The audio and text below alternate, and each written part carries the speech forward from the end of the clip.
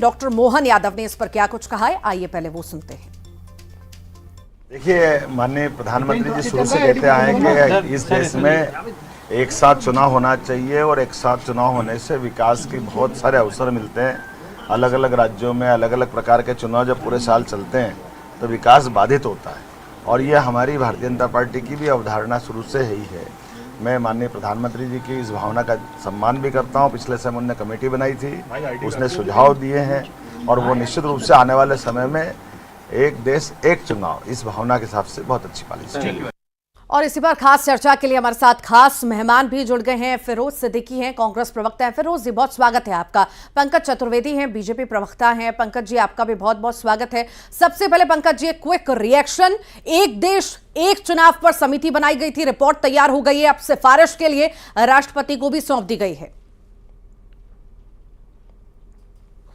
Bharatiya Janata party की मोदी सरकार समयकाल परिस्थिति के आधार पर जो भारत हित में उसके लिए काम कर रही है। और अभी जिस प्रकार से चुनाव देश में होते, लोकतंत्र का बड़ा यज्ञ होता है, उसका खर्चा 10 लाख करोड़ रुपया खर्चा है।